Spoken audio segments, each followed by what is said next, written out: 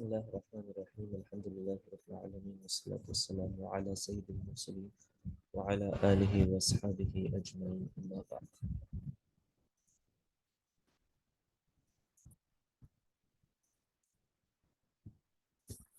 On, on wells and potentially in our times on water tanks and reservoirs.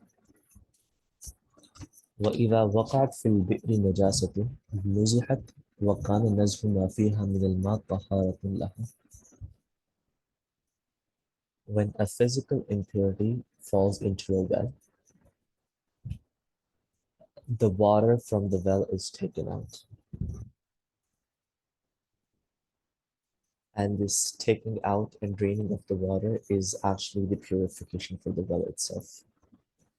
So there's a technical problem in the translation over here. It says, when a physical impurity falls into a well, it is taken out.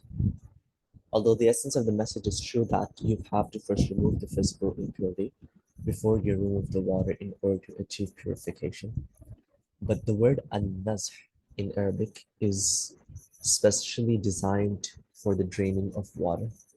So removing the physical impurity is not meant directly, although it is implied that you first remove the impurity and then you remove the water. So the translation, the more fitting translation here should be, the water is taken out. But it's implied that first you take out the impurity and then you take out the water. And so in doing so, when you remove that impurity and then you remove all of the water from the well, then this process is like the purification of the well itself.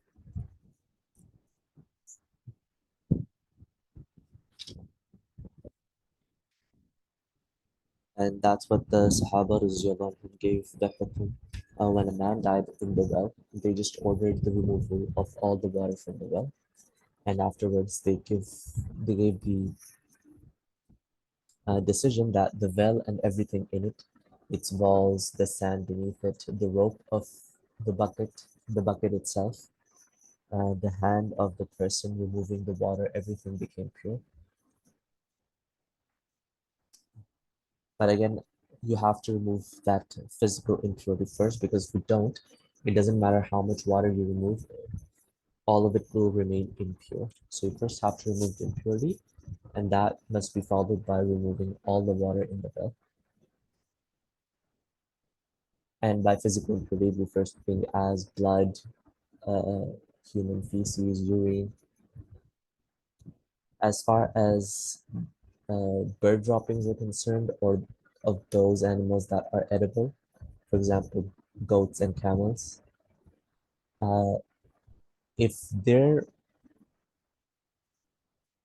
feces uh, enter the well, it won't spoil the water at the very instant they touch. It only spoils the water if it's in a large quantity. And what constitutes as a large quantity of their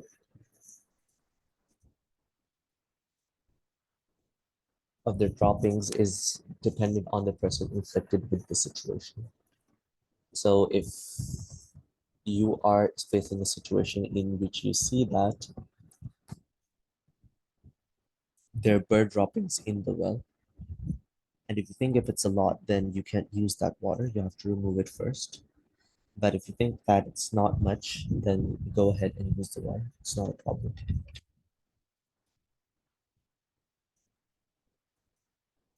فإن ماتت فيها فأرة أو عصفورة أو صعوة أو سودانية أو سام أبرص. If a mouse, فأرة, a sparrow, عصفورة, a sawa, a wagtail, a saudania, a king crow, أو سام أبرص, or a gecko, any of these animals, small animals, or any other animal which is about the same size as these, if they die in the well or if they died outside the well, but somehow they got inside, maybe the wind blew them away or somebody accidentally kicked them in, or for whatever reason. So if these dead animals touch the body of water. نُزِحَ مِنْهَا مَا بَيْنَ 20 دَلْوًا إِلَى 30. Then 20 to 30 buckets of water will be removed from the well in order to achieve purification. Now 20 is ijaban, which means it's necessary, and 30 is istihbaban, which means it's preferred. So anything between 20 to 30 buckets of water should be removed in order to achieve purification. بِحَسْبِ كِبَرِ الدَّلْوِ وَصِغَرِهَا, depending on the largeness or the smallness of the bucket.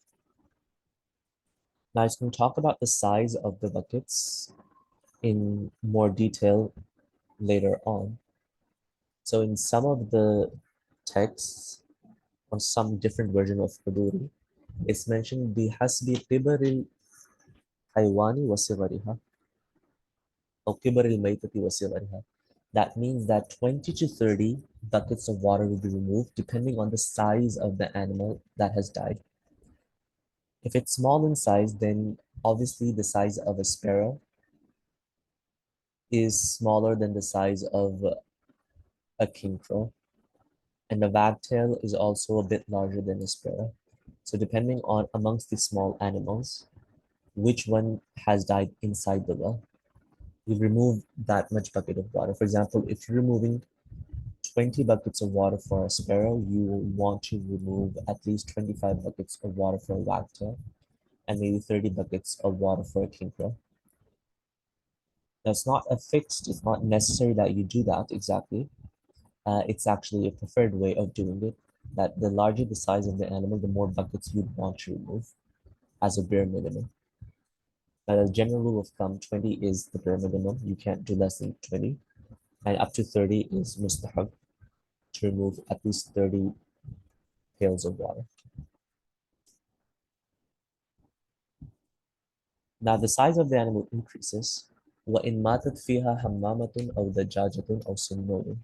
If a pigeon, chicken, or cat dies in, a pigeon, hen, or cat dies in the well, or it died outside but somehow reached the well, نُزِحَ مِنْهَا مَا بَيْنَ 40 دَلْوًا إِلَى 50. Then between 40 to 50 pails of water must be emptied, 40 being necessary as in wajib, and 50 as being mustahab. وإن ماتت فيه كلب أو شاة أو آدمي نزح جميع ما فيها من الماء. But if an even larger animal, the size of a dog, a goat, or a human dies inside the well, then all of the water is to be drained. All of it must be removed in order to achieve the purification for the well.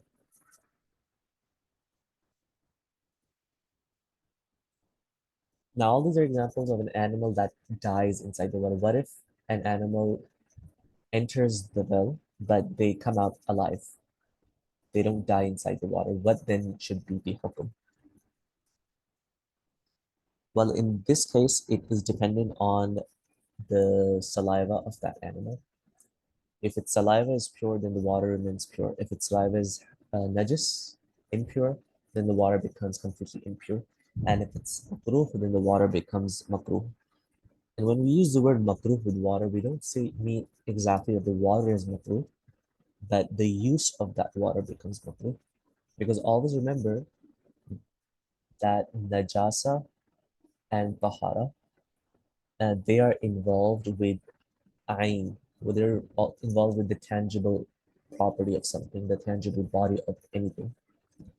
So for example, that when we say physical impurities, I mean they're najasa. So it's that tangible thing that is najis. Or if we say that a swine is najis, so that the body of the pig itself is najis, right? But when we use words like halal or haram or makruh or mubah, they actually refer to actions and not actual things. So when we say that uh, al-khamar haram, that wine is haram, the body of wine itself is not haram, but drinking it is haram, or using it for some other purpose is haram. So when we say that pig is haram, we don't mean that the pig itself is haram, but eating it is haram, or using any of its other body parts is haram. So haram, halal, and mubah, makruh, these things are related to actions of people, while tahara and najasa, purity and impurity, these are related to actual their properties of tangible things themselves. Now, coming back to our example of the saliva, so it depends on the saliva of the animal. If the saliva of the animal is pure, then the water is pure. So for example, if a human falls in a well and they come out alive, then the water is pure. Similarly, if a goat falls in and comes out, the water is pure because it's left over, its saliva, it's basically pure. But if a dog falls in, its saliva is najis, so that's why the whole water will become najis. If a cat falls down and then comes out alive, its leftover, its saliva is makruh, so the water becomes makruh. أي مكروه استعماله, the use of it, it becomes makruh. The water itself is still pure.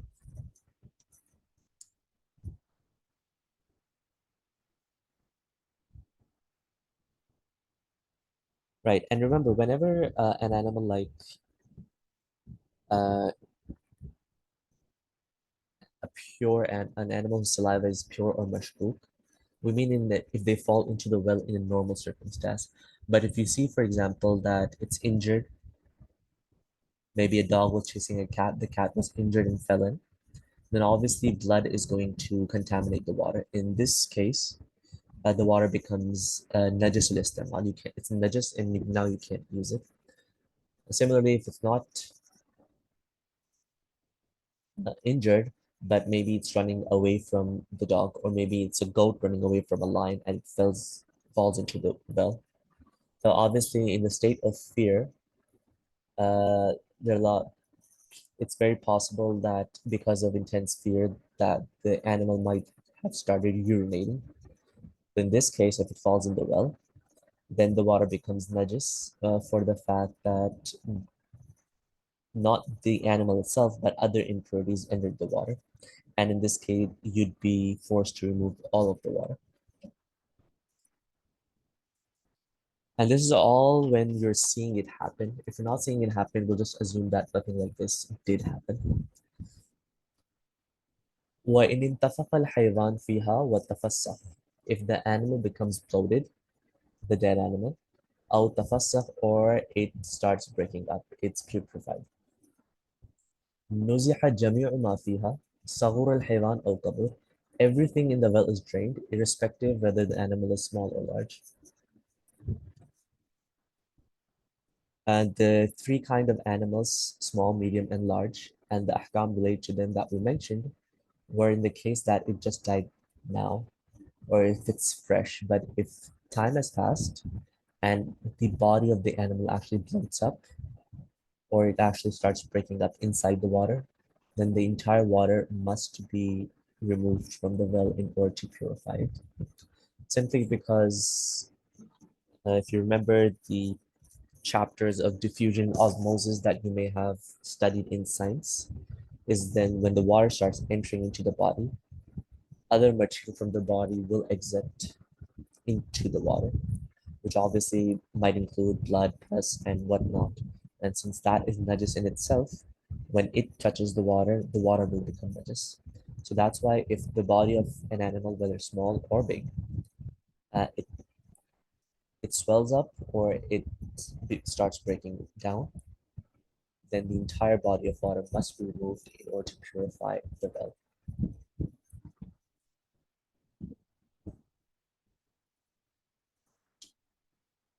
وعدد الضلاء يعتبر بالدلو الوسط.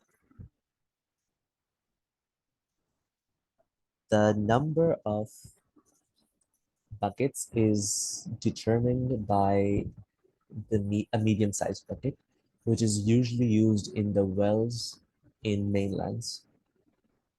So we're not talking about the wells inside jungles or in faraway places where there isn't a lot of human traffic, but the wells that are used inside of towns and cities, the bucket used to take out water from such wells is to be taken as a criterion in deciding how many buckets of water should be removed, whatever that size is. And some suggest it depends actually on the well itself. So every well has a specific or special bucket made for it. So depending on the well in which the animal fell, you're going to remove that much water using the bucket of the same well. And if you use a larger bucket, for example, let's say you a medium-sized bucket, you'd need to take out 20, but a large-sized bucket equals to 20 medium-sized buckets. So one large-sized bucket would suffice for that. Or maybe the normal bucket size was 20 liters and you used a 10-liter bucket. In this case, if you are supposed to remove 20 buckets, you'll have to remove 40 buckets because using a smaller pail. And similarly, if you use a bucket worth 40 liters, then one bucket would suffice for uh, two buckets of a more smaller pail. So depending on the size of the bucket itself, you're going to remove water from the well. Now you don't have to fill the bucket up to the brim. If you fill up more than three-fourths of the bucket, that suffices. It doesn't have to be like completely till the very top. Because all this is not entirely calculated. It's more based on a dominant assumption and a speculation. So you don't have to take everything to the very extreme. No need to put yourself in extreme difficulties. Now, obviously, living in metropolitan cities, we usually don't use wells. It may be a thing in villages still, but as for cities are concerned, we don't use wells. We have public reservoirs or maybe private tanks in order to support our water system. Now there are two kinds. Your water is either connected directly to the public reservoir, or that you have a tank at your own house, which you fill the water in. Now, the same ahkam that we talked about the well will be applied to your water tank. So if a sparrow dies, you'll have to remove at least 20 buckets of water after removing the dead sparrow. If a cat dies in it, then you have to remove at least 40 pails of water, 40 to 50. And for example, a goat dies in it, you'll have to remove the entire body of water, right? But if it's a public reservoir, that's actually pretty large. Its ahkam is a bit different, which we will come to next. وإن كان البئر معينا لا ينزح. If the well is spring fed, so what happens is there are some types of well in which at the bottom of it there is a live spring, which means the water never stops. It's supplied continuously. La yunza, so it's obviously not drainable. Then what are you supposed to do? Obviously, you can't remove all of the water because that's never going to happen. So how much must you remove in order to achieve a purification for that specific well or for that specific reservoir? So there are actually a few methods that have been devised by the fuqaha. So, for example, Imam Abu Hanifa suggests you ask the ashabul bi'r, the people of that well, that how much water do you think is in it, and how much do you think we need to remove it? So, for example, they suggest that 300 buckets should do. Then you have to remove 300 buckets of water. Another method suggested is two people who have experience in this field. They have probably engineers who know how wells are constructed, about diameters, about the length and the width and the depth of water. And maybe they suggest that 150 should do. Then you'll have to remove 150 pails of water. That's the second method. And this method is ashbah bil fiqh. I mean, it's close to fiqh because Allah subhanahu wa ta'ala in such situations يحكم به ذوى عدل منكم, that two people trustworthy and with knowledge of the matter decide for you in such arbitrary situations. A more simple way is what's mentioned in the book itself.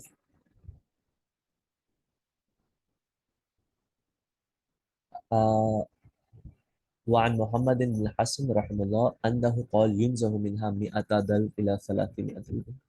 Just remove 200 to 300 buckets, and that'll be considered as you've emptied out the entire body of old water, and now all the water is fresh. So the original thing is wajaba nasfu ma fiha. You have to remove all of the water. Obviously, it won't stop. So akhraju miqdara ma fiha min al-ma. You have to remove whatever the amount of water is inside the well. We mentioned two ways of deciding how that can happen, and more easier, simple, hassle-free method is to just remove 200 to 300 pails of water, and that should suffice for the purification of this.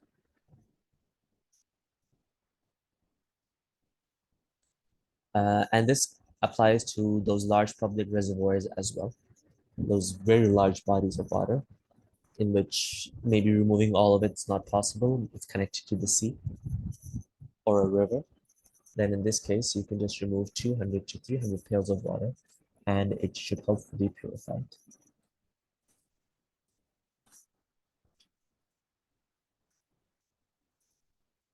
Now, as I mentioned, all of this is happening when you see this happening.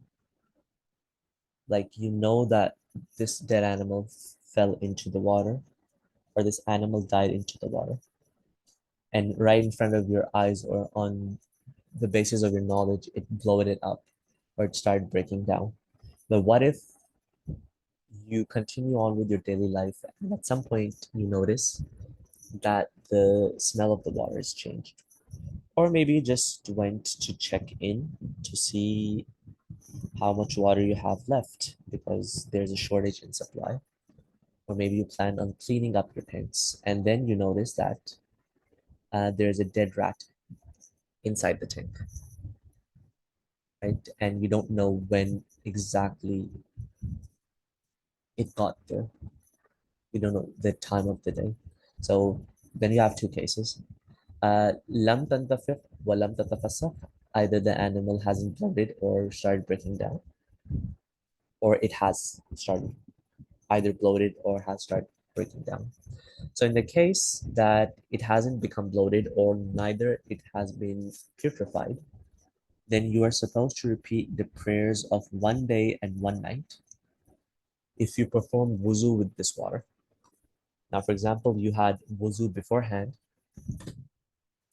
and then you made another wuzu just for the sake of barakah. Then in this case, you won't need to repeat the wuzu or the salah made with it because you were pure before this happened. But if in the span of 24 hours you had made wuzu, you're going to have to repeat it because now we know that the water was not pure at that time. And the same goes for things that you washed with this water in the span of 24 hours. You have to wash it again because that water was impure. And by having that water go on your things, you made it impure. You have to remove that impurity by washing it again afterwards.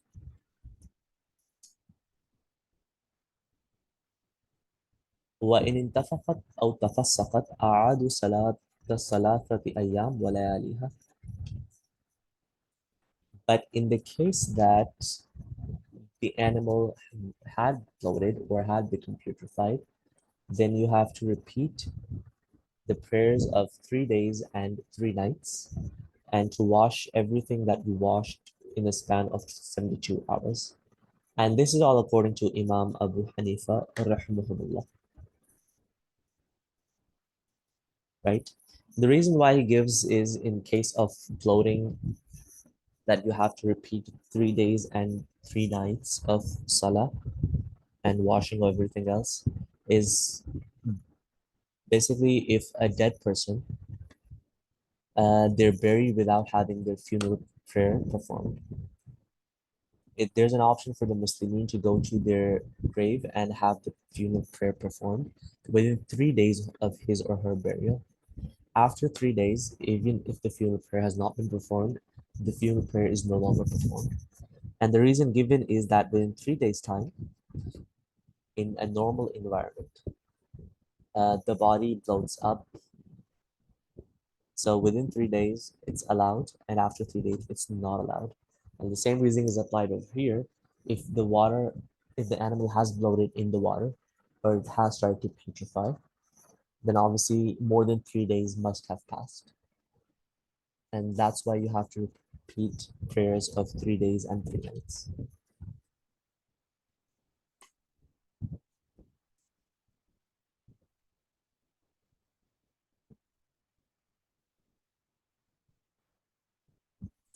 And I mentioned this is like in normal temperatures because depending on cold or heat, this process may be delayed or may actually become more, may accelerate.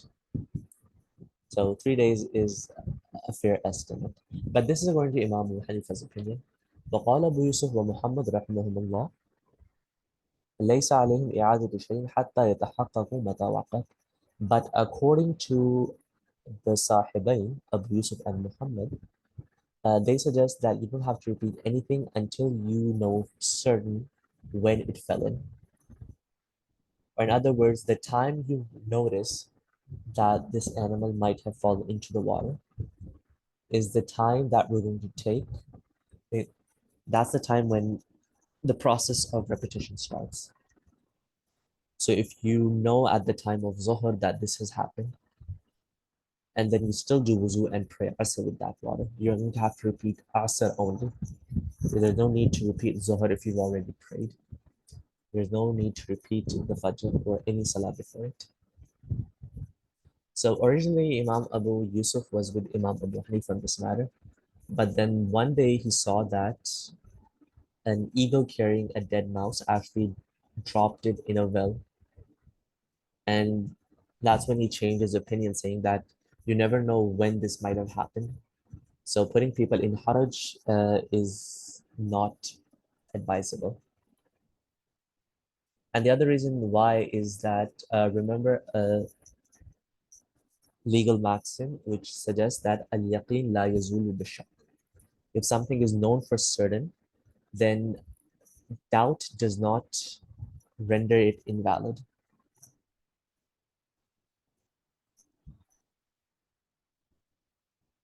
right? Doubt does not render it invalid because you obviously on yaqeen, you know exactly that your home tank or your well is pure. And now is the time when you discover that there's a mouse inside, there's a dead mouse inside. This is the point in time where the shak is being created, where the doubt is being created. Was this mouse here like a day ago as well, or did this just happen an hour ago? So at the point you discover the mouse being inside your reservoir, this is the point where the shak, where the doubt starts to set in. Before that, it was all yaqeen. You just knew that it's pure. فَالْيَقِينُ لَا يَزُولُ بِالشَّكِّ. So everything which was known 100% to you before this point in time will remain as that. I mean, this shak or this doubt which has been created right now will not affect anything which has happened previously. So this doubt that's being created at the time of Zuhr will not affect your Fajr or previous days, Isha or Asr or Maghrib, because that was something that you did with the full yaqeen, with the full knowing that the water in your well, the water in the reservoir is pure. And the fatwa is on Sahibain's opinion that you don't have to repeat anything unless you know the exact time when it fell.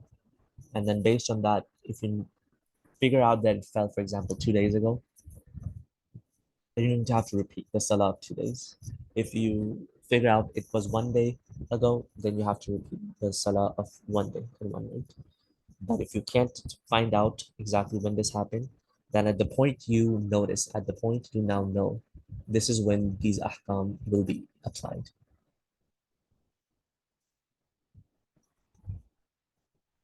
Up till now, we talked about dead animals and the entire carcass of that animal.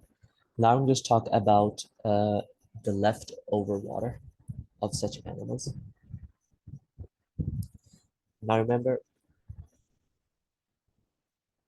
uh, whatever the hukum is for the saliva, the leftover, is the hukum for the sweat of the animal. And both the saliva and the sweat of an animal are dependent on the meat of that animal, which means if its meat is edible, if it's halal,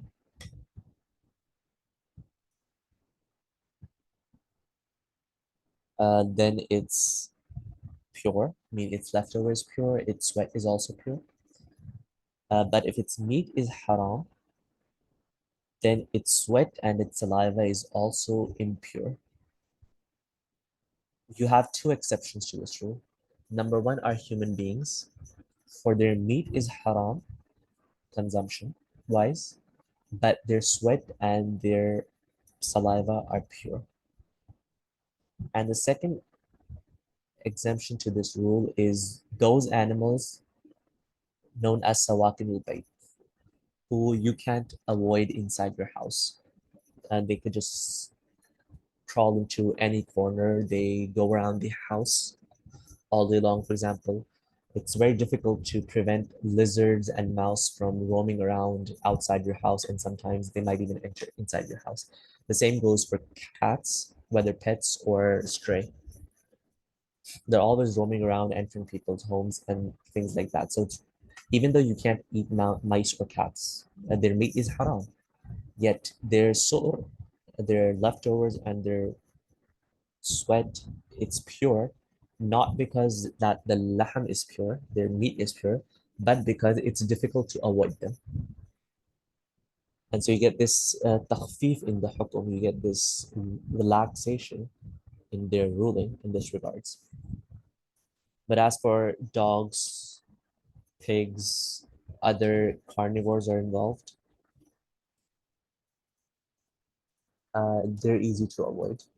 And so you don't get the same relaxation with them. They mentioned وَسُؤْرُ الْآدْمِ وَمَا يُؤْكَلُ لَحْمُهُ طَاهِرٌ, that the leftover, the soul of a human being and an animal whose meat can be consumed are both pure. And when talking about human beings, that's in a normal circumstance. If you see someone just having a glass of wine and then afterwards they drink water, like without waiting or anything, then obviously this body of water will become impure. Not because his saliva was impure, but because it was tainted by wine, which in itself is an impurity.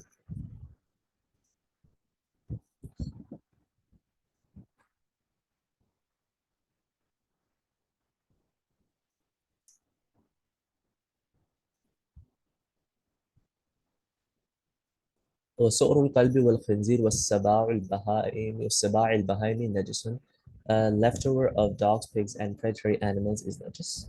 وسؤر الحرة والدجاجة المخلات وسباع الطيور وما يسكن في البيوت مثل الحية والفأر مكروه. Leftover by cats, stray chickens, birds of prey, and those creatures who inhabit houses, for example, snakes and mice.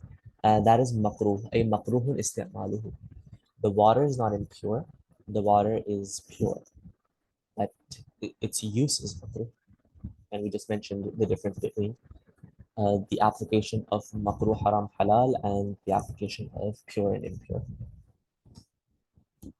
So the water left over by cats is pure, but if the cat just preyed on a mouse beforehand or a small parrot, for example, so before it licks its tongue clean,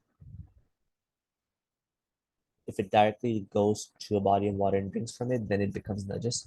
Not because of its saliva, but because of the fact that there is blood, there might be blood inside its mouth, which it hasn't cleaned yet. And that is the thing that actually makes the body of water impure. And stray chickens are those chickens or those hen which are left free and they might go on to eat from garbage. So you don't know what kind of impurity might be in a garbage dump site. And so the possibility of them eating najis things, so their beak becoming najis and then entering into the water exists. So that's why it's makruh. And if you know for sure that their beak is najis, you saw them eating something najis, then the water becomes impure. By normal circumstances, it's makruhun isti'malu.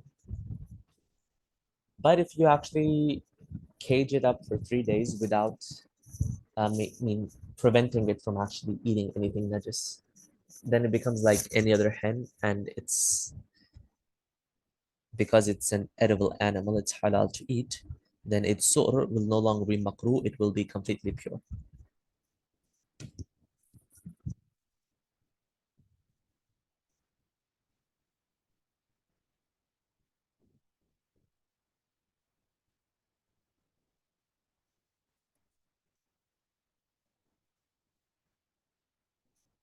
وسؤر الحمار والبغل مشكوك فإن لم يجد الإنسان غيره توضأ به وتيمم وبأي ما بدأ أجازه. The leftover by donkeys and mules is doubtful. Now remember, nothing in the Sharia itself is doubtful. Either it is prescribed as being halal or haram, either najis or pure. But this is known to Allah subhanahu wa ta'ala without any differentiations. But sometimes what happens is a possibility of seemingly contradictory evidence might appear, which leaves us uh, confused either to say that this thing is pure or it's impure. But most of the time, fuqaha have ways in order to determine, like if they, for example, see two contradictory verses of the Quran, they go to the hadith. And if they find that the hadith seemingly contradict each other, then they go to the qiyas. And for one reason or the other, they're able to give preference to one opinion over the other. But this is one case in which the fuqaha were badly defeated by the himar. So the American Democrats actually defeated the fuqaha in this case, and they were left saying that the leftover of donkeys and mule is doubtful. There's no mention of their leftovers in the Quran. We go to the hadith. When we go to the hadith, we see two seemingly contradictory hadiths.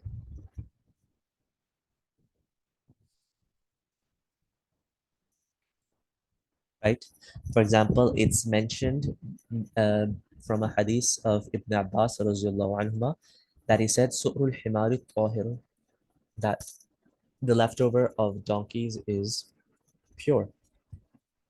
On the other hand, you have Ibn Umar anhuma, who says that the Su'rul himar najisun, that the leftover of donkeys and mules is impure. Now, when you have these two contradictory things, you go to the qiyas. You see what analogy tells us. But over here, we're faced with a situation which has contradicting analogy as well. So, for example, we mentioned that the leftover something is decided based on its meat. Obviously, it's agreed upon that the meat of the himar is haram, so its leftover should also be najis. But on the other hand, its sweat is pure.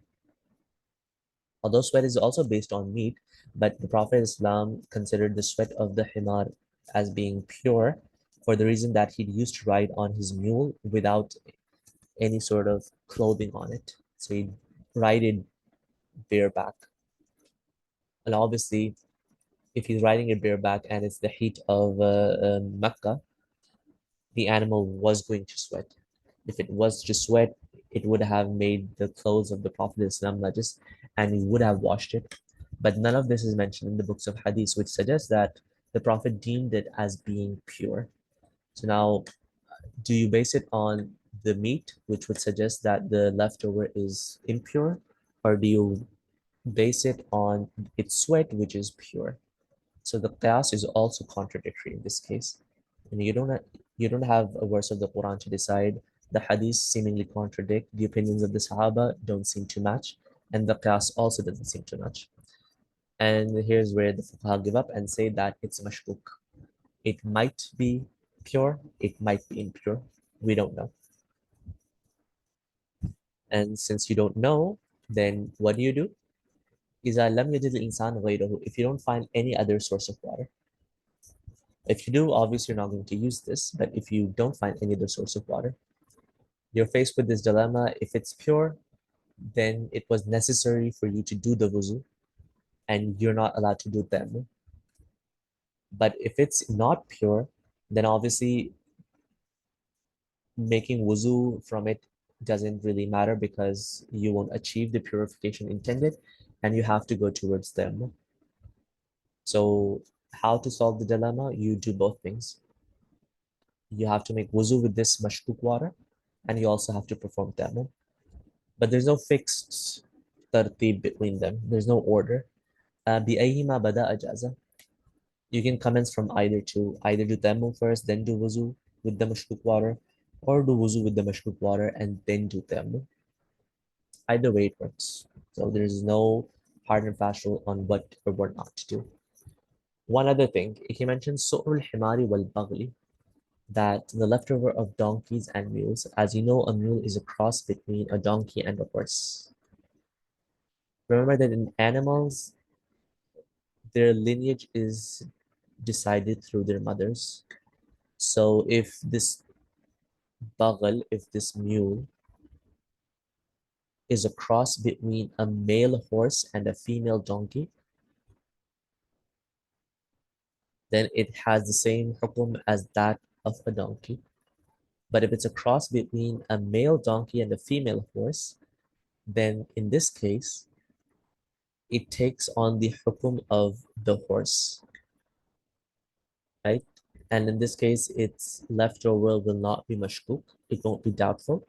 Rather, it will be pure because of the leftover of a donkey is pure. Oh, sorry, leftover of a horse is pure. And if the mother was a horse, then this mule will also be considered as being a horse.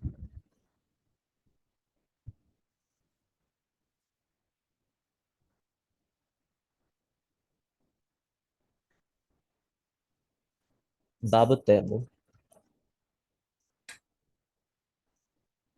dry ablution. So Tayammum literally means al-qasd. It literally means to make intention. So like in the Quran, it's mentioned, فَلَمْ تَجِدُوا مَاءً فَتَيَمَّمُوا سَعِيدًا طَيِّبًا. If you don't find water, then make a qasd for, make an intention for a pure piece of land. And similarly, Allah subhanahu wa ta'ala mentions, وَلَا تَيَمَّمُوا الْخَبِيثَ مِنْهُ تُنْفِقُونَ, that the wealth you have, don't intend for the worst of it in order to spend in the way of Allah. So tayammum literally means actually to make intention of something. But when you talk about tayammum, like in the fiqh literature, it is defined as al-qasd ila sa'id lit-tadkhir, the intention to pure earth, the intention to make purification using pure earth, using clean earth. Now let's first talk about the stipulations for the validity of tayammum. Obviously, tayammum is a substitute for wuzu, and as long as the original is present, as long as it's possible for a person to do wuzu, tayammum is not allowed, right? So what are the stipulations of wuzu? وَمَنْ لَمْ يَجِدِ الْمَاء. First of all, someone who doesn't find water. And by doesn't find water, it's not necessarily that water isn't present. It's possible that water may be present, but a person might not be able to use it. For example, if you're extremely sick, or if the water doesn't belong to you, or if there's a wild animal on the lake and now you can't make wuzu. So not finding water actually means not being able to use water, even though you may find it. So that's condition number one. Someone who doesn't find water. Second condition is while traveling, and they should also be traveling. أو خارج المصر, or at the minimum is that they should be outside their city. Because if you're inside your city, it's not possible that there's not water. I mean, hypothetically speaking, it is possible, but in terms of what happens in our daily lives, and the city is never empty of water altogether. So if you're not traveling, or if you're not outside the boundary of the city, you can't do thermal. You have to find water. So you can't do thermal because you're obliged to find water. So the second condition being the person should either be traveling or should at least be outside the boundaries of the city. هو بينه وبين المصر نحو الميل أو أكثر. And third is that the distance between you and the city should at least be 1 mile or more. Because if it's less than that, then you can just go back to the city and make wuzu there.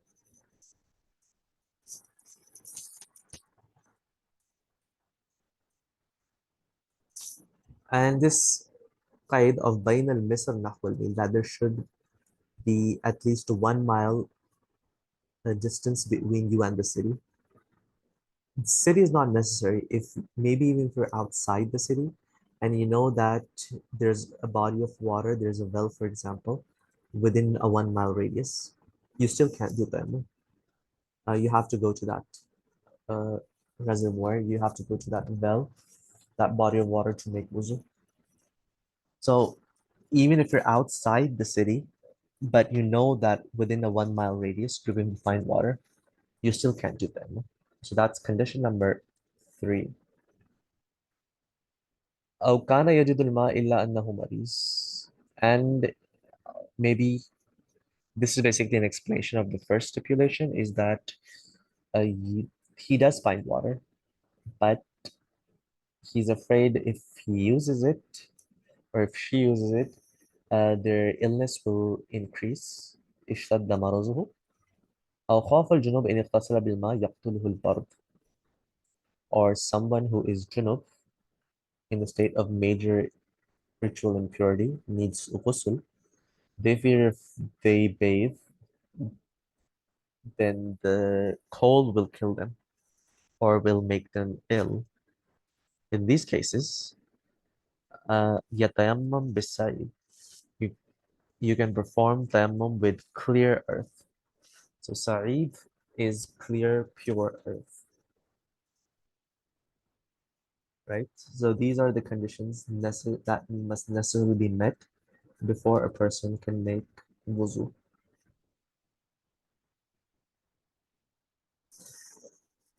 Now, illness is of 3 kinds, remember? We talked about if a person is ill and they fear that using water will increase their illness, they can do tayammum. That's one of the conditions. Remember that illness has 3 cases. One is that using water will actually damage the person. For example, if you have a wound somewhere, if applying water to it increases the bleeding or maybe harms the wound. In this case, there's a consensus that you can do that. Second of all is that the water itself is not damaging. The water itself doesn't hurt. But the fact is that in order to get the water, you have to move, and this movement is something that hurts. For example, if you have a broken leg, you can't actually walk properly on your own. Or maybe you have some stomach disease which forces you to stay on bed. In this kind of case, in which the water is not the thing that aggravates the illness, but is the movement needed to perform wuzu or ghusl, which increases the illness.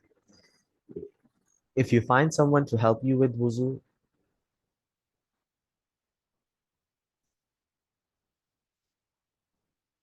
then in this case, some ulama suggest you cannot do tayammum, but Imam Abu Hanifa suggests you can still do tayammum because you're not obliged to take somebody else in performing wuzu. So if you can't do it yourself, then you can just do tayammum. But in the case if you don't find out anyone to actually help you, everybody is unanimous that then you can do tayammum. This is the second kind of illness. The third is a person who can neither perform wuzu or tayammum, neither by themselves nor with the help of another person. For example, someone entirely paralyzed. Obviously, they can't do wuzu or tayammum themselves, and they don't find anyone to assist them in this regards either. So what should this person do?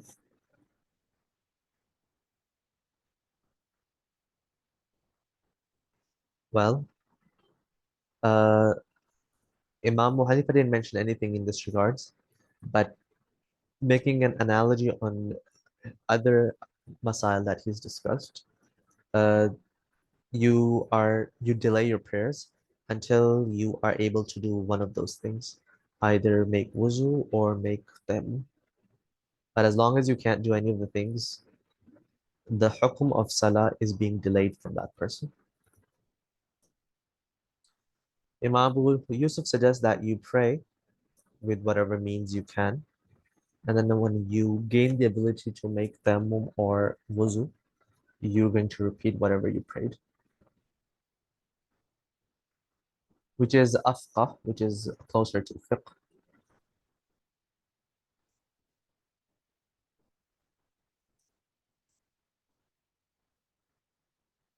Now, second question is, how are you supposed to perform tayammum? What tayammumu zarbatan? Tayammum is performed by two strokes.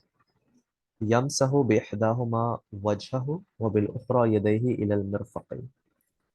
With one, you wipe your entire face.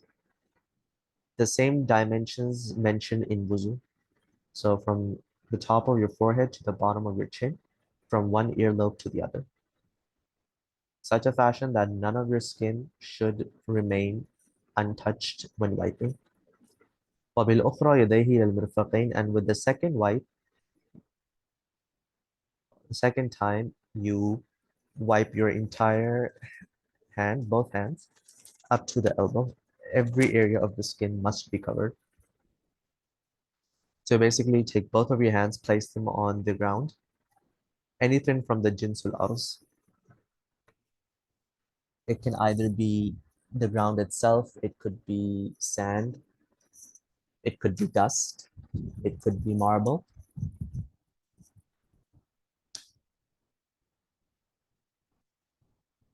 So place your hands. If there's excess sand on it, blow it off, then wipe your face. Then place it again. If there's any excess sand on it, blow it away, then wipe your hands. This is how your tayammum will be performed. And the tayammum fil janabati wal hadathi sala'un. That the tayammum is the same in case of janaba and hadath, right? So if, for example, someone is in a state of major impurity, they don't have to wipe their entire body. Like, for example, Ammar ibn Yasir radiallahu anhu, this is before the ahkam of tayammum were actually revealed. He was in a situation in which he was unable to use water because it was extremely cold. He feared he might die if he took a bath. So what he did, he was traveling at that time. So what he did was, in this situation, there was another Sahabi who, in the same caravan, who faced the same situation. I'm forgetting his name. So that Sahabi, he made the tayammum in this method, which has been just described to you in the book. As for Ammar ibn Yasir, anhu, he actually went about rolling about in the sand in order to cover his entire body with the dust, making a qiyas that because this is for a major impurity, I will have to cover my entire body as I would have to wash my entire body. So he made this qiyas all on his own, and he did this. So both of them came and told this their story to the Prophet al-Islam, And so the one who only made tayammum with the method mentioned, the Prophet Islam told him, Asabta sunnah, that you did the right thing. As for Ammar ibn Yasir, he just chuckled and said that you should do what your partner has done. That suffices. So with this hadith, we come to know that whether you're in a state of major impurity or minor impurity, the method of tayammum for both of them is the same. So there should be two strokes. These two strokes are components of a valid tayammum. The other thing necessary for tayammum is intention. We mentioned in wuzu that intention is not necessary. If someone pushes you in a pool, you come out all wet, your wuzu is complete. But that's not the case in tayammum. In tayammum, you have to have the intention of achieving purification because the natural property of water is to purify. This is not the same for sand. This is not the same for soil. This is not the same for earth. Purification is not their natural property. You have to intend for them to become purifiers. So, although tayammum is a substitute for wuzu, there is one difference between them. Is that in wuzu, in niyyah, the intention is not farz. It's not necessary. In tayammum, it is farz. It is necessary. And without niyyah, you cannot make tayammum. What are the things you can do tayammum with? ويجوز التيمم عند أبي حنيفة ومحمد رحمهم الله تعالى بكل ما كان من جنس الأرز كالتراب والرمل والحجر والجس والنورة والكحل والزرنيج. According to the Tarafain, Abu Hanifa and Muhammad رحمهم الله, tayammum is valid with everything which comes from the genre of earth or from the jins of earth. And what exactly is the genre of earth? ما إذا تبع لا ينتبع ولا يلي وإذا أحرق لا يصير رمادا. Something if you try to melt it doesn't melt, and if you try to burn it, it doesn't turn into ash. So that is something that's from the jinsul aurus. So try putting the ground on fire. It won't melt and won't turn to ash. You can try the same thing with sand. You can try the same thing with limestone, with marble, with gypsum, with kohl, with arsenic. They don't burn, they won't melt, and they won't turn into ash. I mean, we're not talking at like the molten level, like at the core of the earth. Obviously, those high temperatures, everything melts. We're talking about the normal human temperature possible on the face of the earth. Suppose it's like 100 degrees Celsius. Even though no human will survive, but supposedly, even at 100 degrees Celsius, because of global warming, rocks won't melt. So, an logically conceivable normal human temperature. If something is from the jins of the earth, it won't melt or turn into ash at such temperatures. So that's what jinsul earth refers to. And that's what Thorofan say that anything from the jinsul earth, whether there's dust on it or not, doesn't matter. You can make them from it. But if it's not from the jinsul earth, for example, let's say it's glass or if it's wood, then you can't use it to make tayammum unless there's dust on it. If dust has accumulated, because dust, it's like really fine particle of sand, it's from the jinsul arus, then you can make tayammum from it.